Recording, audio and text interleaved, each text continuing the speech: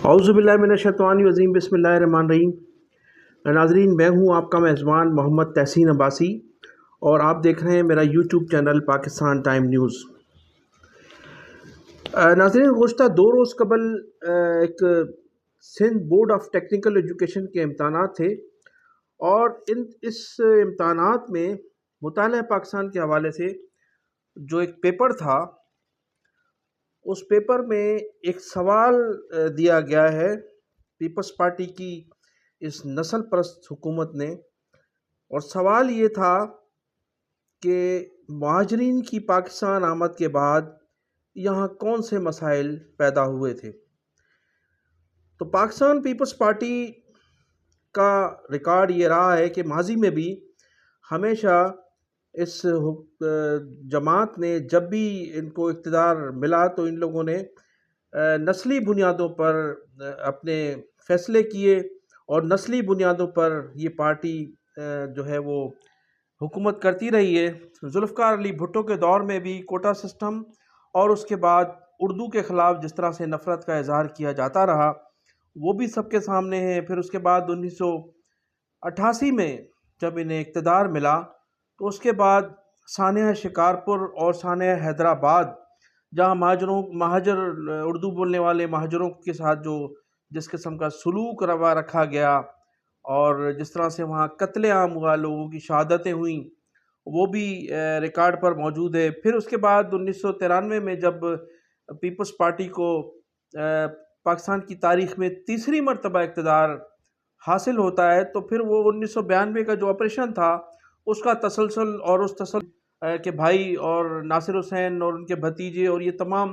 آپ کے تمام ریکارڈ پر موجود ہے۔ پھر 2008 میں جب محترمہ بینظیر بھٹو کی شہادت کے بعد اقتدار ملا تو اس کا تسلسل آج 14 سال ہو چکے ہیں، اور 14 سال میں جو حشر کیا گیا ہے، جو اس کمیونٹی کے ساتھ جس طرح سے پیپلز پارٹی کی نسل پرست حکومت نے اپنا جو ہے وہ سلوک روا رکھا، وہ سب آپ کے سامنے ہے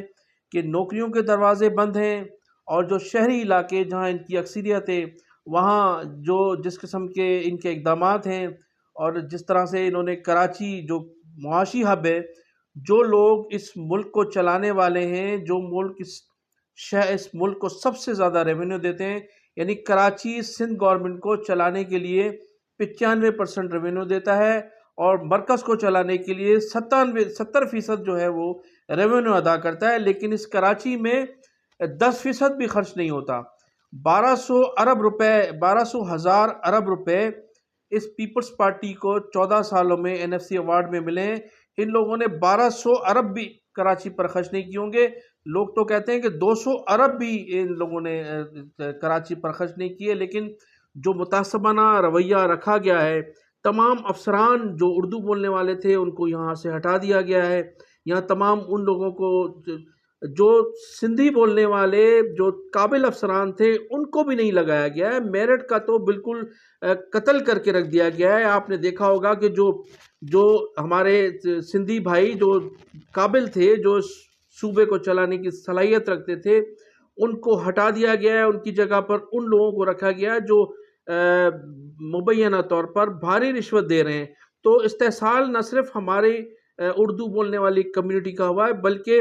ان تعلیم یافتہ ان شعور رکھنے والے سندھیوں کا بھی ہوا ہے جو کبھی ان کو سلوٹ نہیں کرتے ہیں، جو کبھی ان کا نعرہ نہیں لگاتے ہیں، جو کبھی لائن میں نہیں لگتے ہیں، جو کبھی ان کی تقاریب میں شرکت نہیں کرتے ہیں، ان لوگوں کا بھی سخت استحصال ہوا ہے۔ وہ بیچارے بھی اس 14 سالوں میں سخت عذاب کا شکار ہیں۔ تو یہ نسل پرست حکومت، میں اس پیپلز پارٹی کی حکومت کو بار بار نسل پرست حکومت اس لیے کہہ رہا ہوں کہ یہ تمام اقدامات دیکھنے کے بعد تو ایسا ہی محسوس ہوتا ہے کہ یہ نسل کشی کی طرف جا رہی ہے، اور نسل کشی نہ صرف یہ اردو بولنے والوں کی جا رہی ہے بلکہ ان لوگوں کی بھی کی جا رہی ہے جو ان کے کہنے میں نہیں ہے یا جو ان کا یس مین نہیں ہے۔ تمام اقدامات آپ اٹھا کے دیکھیں، تمام افسران کی اگر آپ لسٹ دیکھیں تو وہ کوئی آپ کو بیوروکریسی میں بمشکل آپ کو کوئی شریف افسران آپ کو ملیں گے، ورنہ کسی نہ کسی کی سفارش پر وہ افسر لگا ہوا ہے، بھاری پیمانے پر رشوت وصول کی جاتی ہے، مبینہ طور پر تمام جو پوسٹیں ہیں وہ باقاعدہ سیل ہوتی ہیں، اور ہر 3 مہینے کے بعد، ہر 1 مہینے کے بعد، ہر 2 ماہ کے بعد جو ہے ٹرانسفر پوسٹنگوں کا سلسلہ جاری رہتا ہے، اس لیے کہ 2 ماہ کے بعد اس کے ریٹ بڑھا دیے جاتے ہیں، یا پھر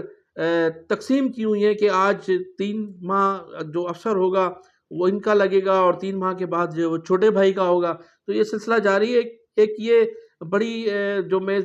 سلسلہ آگے نکل گیا، تو جس پر میں نے یہ ایک سوال آپ کو بتایا کہ جو سوال کیا گیا ہے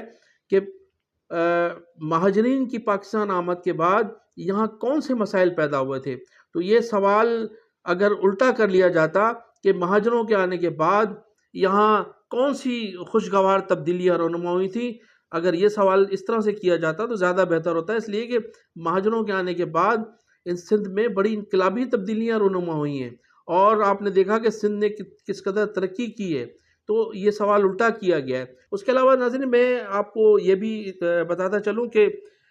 ہماری جو CDD پولیس ہے اس کی جانب سے یا سندھ گورنمنٹ کی جانب سے جس قسم کے اقدامات ہو رہے ہیں، میں نے کل بھی ایک ولاگ کیا، اس میں آپ کو بتایا کہ جس طرح سے جن لوگوں کو گرفتار کر کے یہ تاثر دیا جا رہا تھا کہ یہ متحدہ قومی موومنٹ 90 کے لوگ ہیں، اور ان سے بارود بھی برآمد ہوا، اور ان سے جو ہے وہ اس بارود کے اندر ایک پمفلیٹ بھی نکالا گیا. تو اس کی ابھی تک کوئی کلیئرفیکیشن نہیں ہو سکی، لیکن رات گئے ایک بڑا حادثہ یہ ہوا کہ ہمارے ایک سوشل ایکٹیوسٹ ہیں اور سینئر صحافی ہیں ارسلان خان کو پولیس نے جو ہے وہ گرفتار کیا ہے، اور رات کو 4 بجے ان کو گھر سے اٹھا کر لے گئے ہیں. ارسلان خان جو ہے وہ ایک طویل عرصے سے ایک سینئر صحافی ہوتے ہوئے سوشل میڈیا پر مسنگ پرسنز کے لیے کام کر رہے تھے، اور اس کے علاوہ وہ جو ہیں وہ ماورائے عدالت جو قتل ہوتے رہے ہیں یا جو ہو رہے ہیں اس میں ان کا بڑا کردار تھا. ایون طاہر ان کا جو ایک پیپلز پارٹی کے رکن اراکین اسمبلی قومی اور صوبائی اسمبلی کے ہاتھوں جو ایک صحافی سینئر صحافی کا مرڈر ہوا تھا، اس میں بھی ان کا بڑا کردار تھا، اس کو بھی انہوں نے بڑا ہائی لائٹ کیا تھا. تو رات کو 4 بجے ان کو گھر سے اٹھا لیا گیا ہے اور نامعلوم جگہ پر منتقل کر دیا گیا ہے. اس وقت پورے سوشل میڈیا پر ان کی جو ہے وہ رہا کرنے کی اپیلیں چل رہی ہیں. تو یہ سلسلہ ایک طویل عرصے سے جاری ہے. اس سے پہلے بھی جو ہے وہ کافی صحافیوں کو غائب کیا جاتا رہا ہے، لیکن ہوتا یہ ہے کہ سندھ گورنمنٹ اپنے مفادات کے لیے اس قسم کی حرکتیں کر رہی ہے اور اس قسم کی جو ہے ایکٹیویٹیز میں ملوث ہے، لیکن پھر محسوس یہ کرایا جاتا ہے کہ شاید ہمارے خفیہ اداروں نے ان کو اٹھایا ہے یا ہمارے خفیہ اداروں نے ان کو غائب کر دیا ہے. لیکن بعد میں جیسا کہ میں نے آپ کو کل تفصیلات سے آگے گزشتہ بلاگ میں بتایا تھا کہ جو کلو اور جو 7mm کا ایک پرانی 7mm برآمد ہوئی، وہ جو ساری اسٹوری تھی میں نے کل آپ کو کھل کر بتائی، وہ اس طرح سے پیش کرنے کی کوشش کی گئی کہ شاید ہمارے کسی خفیہ جو قومی سلامتی کے ادارے ہیں نیشنل سیکورٹی کے حوالے سے ان لوگوں نے کوئی اس قسم کی کوئی کارروائی کر کے کچھ لوگوں کو گرفتار کیا، لیکن ایسا نہیں تھا. بعد میں پتہ لگا کہ وہ CTD کے لوگ تھے اور وہ کچھ لوگوں کو گرفتار ضرور کیا، لیکن جو کہانی بنائی گئی وہ سر جھوٹ پر مبنی تھی. تو اگر CTD نے ارسلان خان کو بھی اٹھایا ہے اور اگر ان پر کوئی الزام ہے تو ان کو سامنے پیش کیا جائے، ان کو عدالت میں پیش کیا جائے. اس طرح سے غائب کرنا اور اس طرح سے تذلیل کرنا کسی کا حق نہیں بنتا. آزادی صحافت ہے اور آزاد ملک میں ایک جمہوری معاشرے میں ہم رہ رہے ہیں، تو ہم اس کی سخت مذمت کرتے ہیں. میں انہی الفاظ کے ساتھ آپ سے اجازت چاہوں گا کہ آپ میرے چینل کو سبسکرائب بھی کیجیے گا اور کمنٹ سیکشن میں جا کر اپنی قیمتی رائے کا اظہار ضرور کیجیے گا. پاکستان زندہ باد.